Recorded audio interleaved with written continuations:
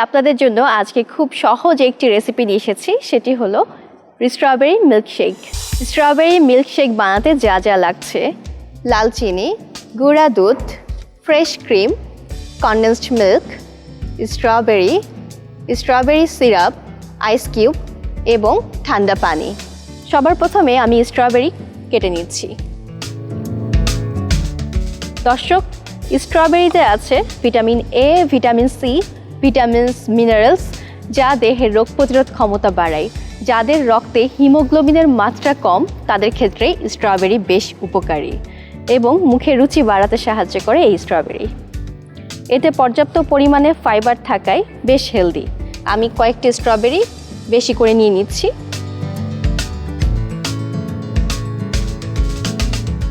এখন ব্লেন্ডার মেশিনে আমি স্ট্রবেরি দিয়ে দিচ্ছি।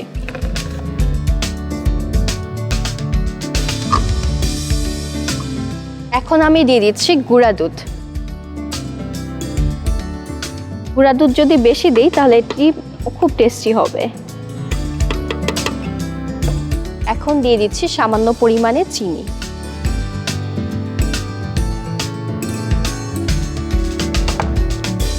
এখন দিয়ে দিচ্ছি কনডেন্সড মিল্ক। দর্শক, এখন দিয়ে দিব ফ্রেশ স্টেরিলাইজড ক্রিম।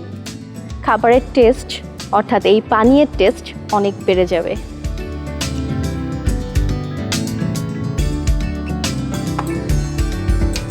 এখন দিয়ে দিব আইস কিউব। কিছু আইস কিউব গার্নিশিংয়ের জন্য রেখে দিচ্ছি।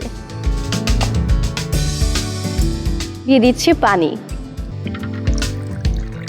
এখন সামান্য পানি দিয়ে ব্লেন্ড করব।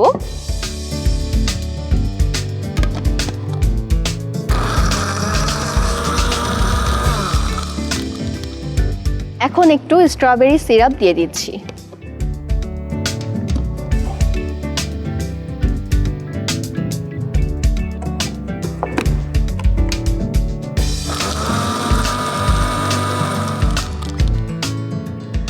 আমার স্ট্রবেরি মিল্কশেক অলমোস্ট রেডি।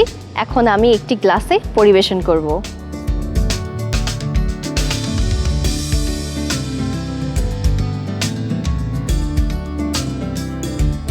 দর্শক, আমি এখানে একটু স্ট্রবেরি রেখেছিলাম, এটি গার্নিশিংয়ের জন্য ব্যবহার করব। প্রথমেই দিয়ে দিচ্ছি আইস কিউব। এবার গ্লাসের ভিতরে চারপাশে স্ট্রবেরি সিরাপ দিয়ে দিচ্ছি, যেন এই মিল্কশেক দেখতে অনেক কালারফুল লাগে এবং সবাই খুব সহজেই পান করতে আগ্রহ পোষণ করে।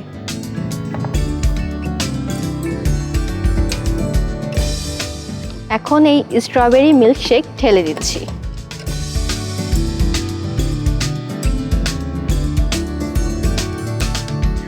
এখন দিয়ে দিচ্ছি স্ট্র।